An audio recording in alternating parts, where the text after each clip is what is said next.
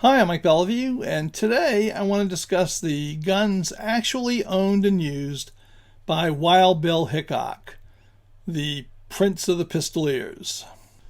As I've said before, quite a few Old West gunfighters became famous in modern times on surprisingly thin resumes.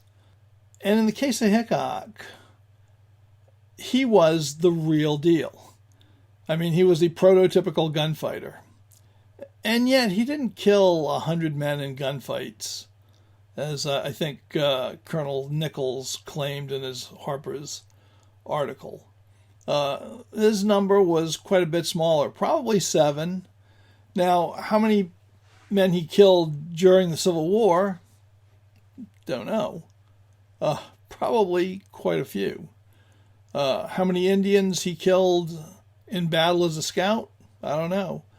But you can be sure it's several. We actually do know of a couple that he killed. But the 7 are, as they say, gunfights with white men. So compared to 100, that doesn't sound like much. But 7's a lot. If you're a Los Angeles cop and you have 7 killing shootouts, you're probably on desk duty for the rest of your life. That'd be a tremendous number.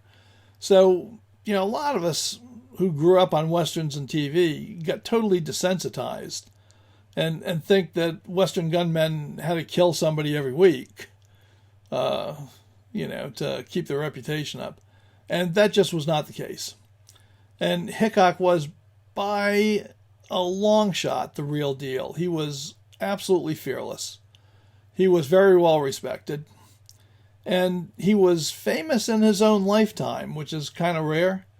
And he managed to carry a pretty good reputation into the 20th century. So let's take a look at the guns owned by Wild Bill Hickok, James Butler Hickok, his actual name.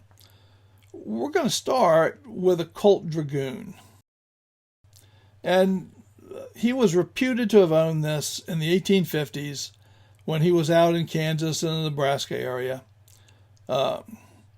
This did not survive to be handed down to us, but there were witnesses that attested that Wild Bill carried one of these and that he was an expert in its use. Hickok started off as a crack shot with rifles, and he was always an excellent rifle shot. But witnesses said that he could shoot his Colt Dragoon and hit an oyster can. So, picture a can of corn, standard can, at 100 yards. And I'm telling you, that is some good shooting with a Colt Dragoon. Now, he also owned a Smith & Wesson No. 2. And these were very small revolvers, 32 rimfire. They were the first American-made brass cartridge revolvers. Smith & Wesson licensed the Rollin White patent to make these. They were made during the Civil War, and they were a hinged frame revolver. But unlike the later Smith & Wessons, there were no top brakes where the hinge was at the bottom of the frame, and you open the gun like this. These were tip-up barrel. The hinge was at the top of the barrel, and you flip the barrel up towards the top strap, and then you poke the empties out. Actually, I would take the cylinder off and poke the empties out. So these were very popular during the Civil War. Sometimes as main guns, but 32, pretty weak. But often as hideout guns. And Bill carried one of these during the Civil War and for the rest of his life. And in fact, he had this gun on him when he was murdered by Jack McCall in Deadwood in 1876. Now, this gun is extant. We know it's there. We know who owns it. It has an interesting history. When Hickok was killed, he was destitute, basically. He was living as an itinerant gambler and not doing all that well. And Seth Bullock, who was the sheriff, acting sheriff at the time in Deadwood, gathered up his belongings and auctioned them off to pay for the cost of his funeral. He didn't auction off the Smith & Wesson number 2. That went to a storekeeper whose name was Adolf Fischel, and it was given to Fischel to settle Hickok's outstanding debt with him. On November 18th in 2013, this Hickok revolver came up for auction. The high bid on it was $220,000. But it didn't meet the reserve price, and the owners held on to it. And as far as I know, it has not been up for auction since, so it may come up sometime. Guns that Hickok is most famous for shooting are Colt's 1851 Navy revolvers. These were Hickok's principal sidearms from the time of the Civil War, basically until his death.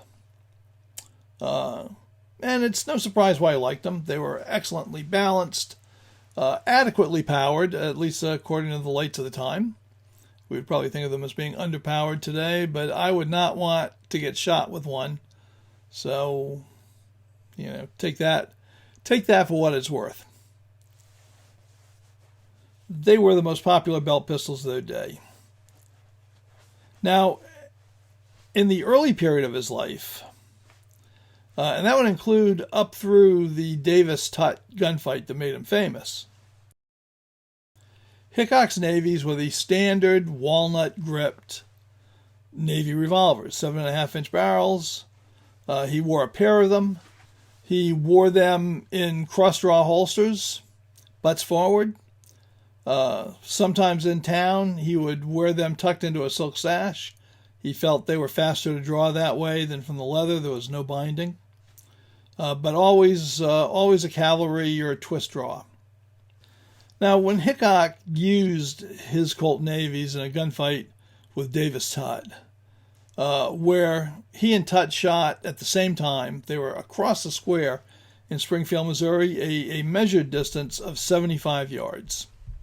And he and Tutt fired so close together that most of the onlookers thought there had only been one shot. Tutt's shot went high. Hickok's shot went right into Tutt's heart, and he staggered about 10 feet and dropped dead. And it was with these wooden-gripped Navy revolvers. Now, when he shot Tutt, he already had a local reputation as a good man with a handgun. But after the Tutt shooting, he was written up in the national press. George Ward Nichols wrote him up in Harper's Monthly magazine and repeated every wild tale that anybody cared to tell him about Hickok's prowess with a 6-gun. So, I mean, this story was pretty unbelievable. And most of the locals who read it later, people who knew Bill, got a good laugh out of it. But, of course, a lot of the public just believed everything they were fed on this. And Hickok ended up developing the first national reputation as a gunfighter. Yeah, for good or for ill. Now, Bill apparently used these plain Navies until 1867.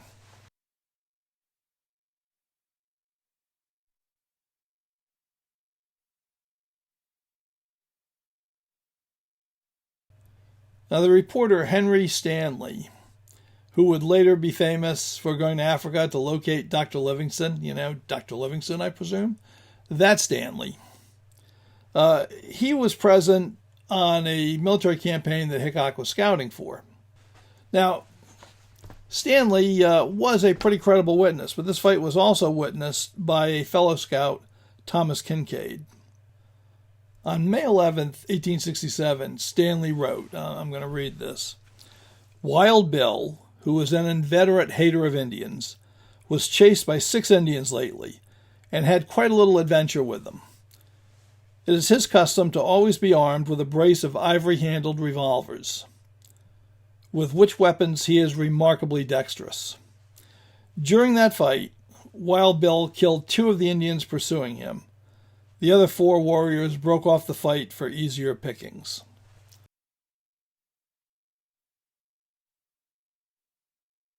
Hickok's name was misspelled on the backstrap, and then corrected later in the 1930s. But these guns were manufactured in 1868. As I said, they may or may not be true, but the Archery Museum has them. Now, one set that we are much more certain is true were also manufactured in 1868. These guns feature plain ivory grips and full factory engraving. One of these guns is in the Buffalo Bill, William F. Cody Museum of the American West in Cody, Wyoming. And the other one is still in private hands. Now, I saw one of these guns many years ago when I was at the Cody, and it is beautiful. It's believed to be authentic, and there's a pretty good provenance behind it. Now, this gun and its mate were auctioned off by Seth Bullock, as I said before. Each of these Navies went for 25 cents in that auction at Deadwood. Can you believe that? 25 cents, ivory gripped, engraved. Man, if only, huh? Now, from that point, the gun went through several hands until it made its way into the collection of Dr. Robert Azar. And from there, it went to auction at the Rock Island Auction Company. Now, this is an interesting thing. When it was taken out of the old trunk it was stored in by Dr. Azar, it was loaded. And I'm here to tell you, that is not unusual. I have examined a number of original guns, both long guns and revolvers. And I've been fortunate to be able to do that. I mean, people come to me for appraisals sometimes, which I do for free. And if it's somebody within a reasonable distance, I'll drive out and look at them, not just take pictures, evaluate from pictures. But my appraisals are not binding, like say Jim Sulpica's, but it gives people an idea of what they've got, and I'm always happy to do it for people if I can. But to the point, a number of those guns I've looked at when I dropped a ramrod down the barrel or took a look in the cylinders were loaded, and had been loaded for 100 years or more. And if you wonder if they'll still go off, they will. So, if you come across an original gun, you should always check it to see if it's loaded. And don't just try firing it just for the heck of it, for fun, until you've checked that, because you might really be surprised and really cause some serious problems. So anyway, this gun was loaded, as I said, many of them are. Before it went up for auction. So those were the guns that Bill is probably best known for. But there were other guns in his life. In 1874, Wild Bill had been working with Buffalo Bill Cody on a play called The Scouts of the Plains. And though Cody loved show business, Wild Bill absolutely hated it. In fact, he shot the floodlights out at one of the shows just because they were bothering his eyes, which were probably being affected at that point by venereal disease or lead poisoning or one of a variety of things. But his eyes were going bad. And the glare of those spotlights was really bothering him. And he drew one of his Navies that was not loaded with blanks and shot the light out, which caused pandemonium, but also it was a huge public relations coup for Cody. So Cody had to shoot a light out in other shows as well, just because the audience got to expect it. But Wild Bill hated show business. And in 1874, he left the show. And one of the other stars of the show, Texas Jack Amundro, who is another actual cavalry scout. Texas Jack had Smith & Wesson 44 American revolvers, the first model of the number 3. And he thought those were the greatest guns in the world. And he gifted Wild Bill with a pair of them in 44 American. And I don't know what happened to those. They were not part of his estate in Deadwood. He doesn't seem to have carried them. So he may have not liked the balance, which I don't like the balance of them. I don't know, but he owned those guns. Now, the other guns that he supposedly owned were cartridge conversions of Colt's 1851 Navy. And he's said to have had a pair of those when he went to Deadwood. And these guns have been attested to by several eyewitnesses. The best known was White-Eyed Jack Anderson, who referenced, Bill having that pair of cartridge conversion revolvers when he was traveling to Deadwood. Did he or did he not? I mean, Hickok was no fool. So did he or did he not have a pair of conversions? Well, Hickok was no fool. I mean, he liked the Colt Navy, but I'm sure he could see the benefits of fixed ammunition. And guns were how he stayed alive. So it's quite reasonable to assume that he had a set of cartridge conversions when he was in Deadwood. The sticking point is they were not part of his estate when Bullock settled it. And they have not appeared on the market, where certainly they would be worth a fortune subsequently. So did he or didn't he? I think we won't know until they show up and they have provenance that really backs it up.